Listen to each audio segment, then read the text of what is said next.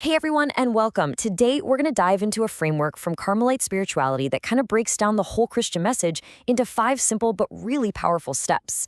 Think of it as a spiritual roadmap, and it's one that starts not with what we have to do, but with a radical invitation. Let's see what that's all about. Just let that sink in for a second.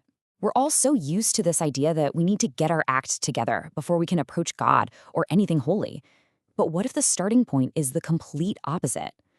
This question, well, it's right at the heart of everything we're about to explore. So to really get a grip on this radical idea, we've got to look at a story. It's about a man who, by all accounts, should have been the absolute last person to get a call from God. We're talking about a guy named Matthew, and his story is the perfect place to start.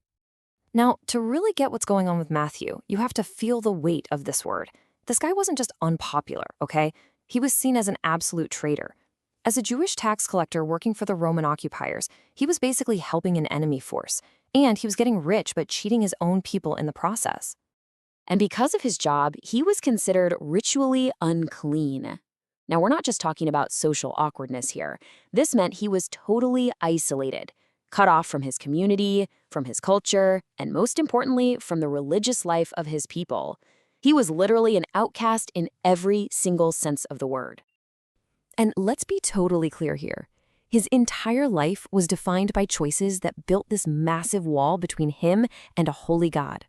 By the standards of his day, by his own actions, he was a major, major sinner.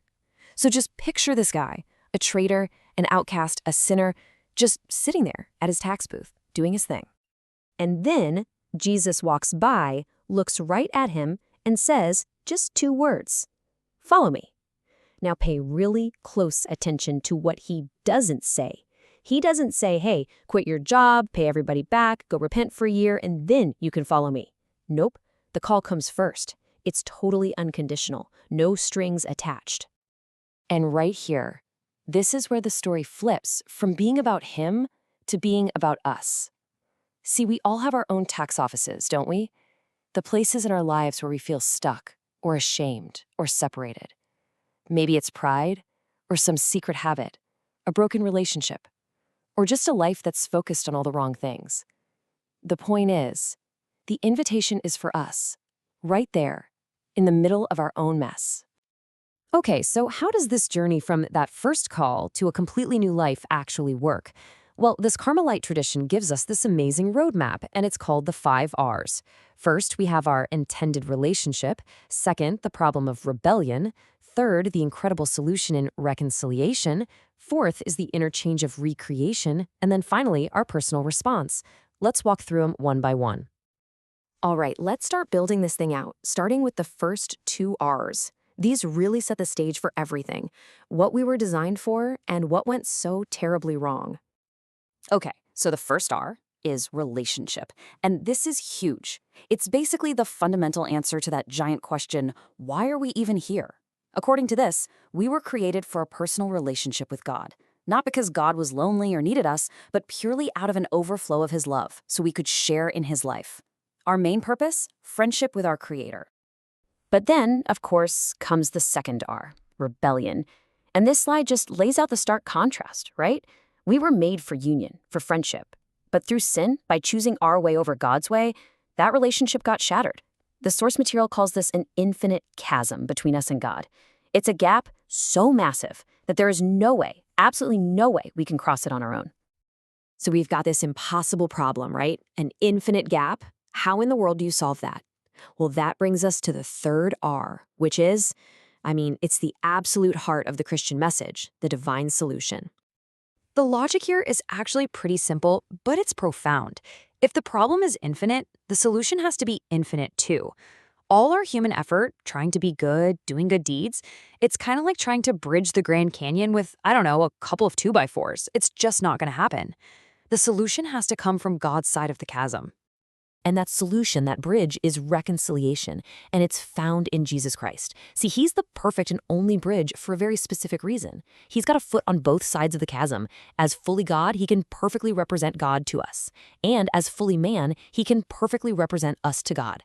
It's his selfless sacrifice on the cross that becomes that infinite act of love, the one that finally rebuilds the bridge and restores that broken relationship.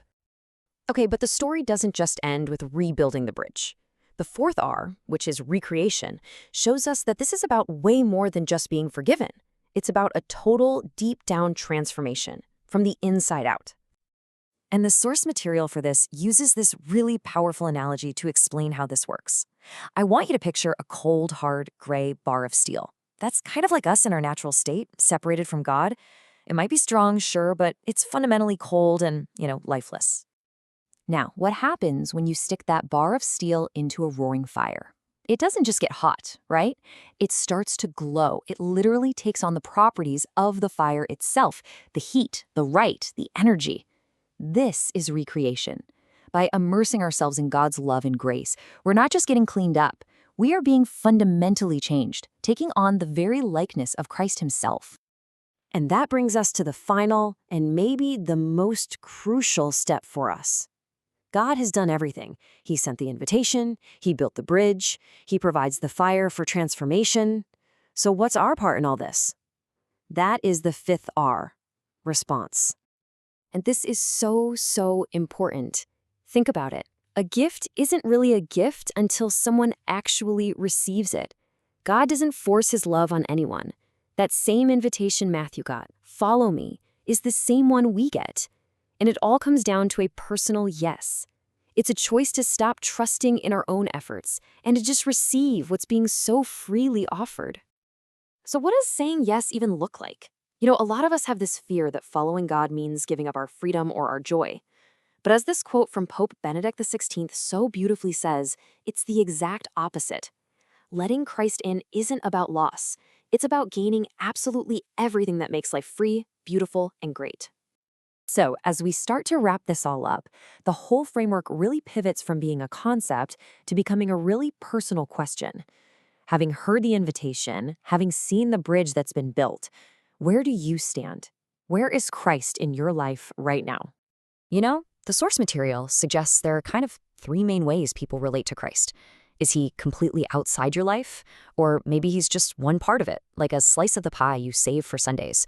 Or is he at the very center, the core from which everything else in your life flows? It's a really good question to ask yourself, honestly. And that, of course, leads us to the final thought here. Because this was never just about theory, right? It's about action. Just like Matthew, who just got up and followed. What is one single practical step you can take right now to respond to that invitation and to move Christ just a little bit more toward the center of your life?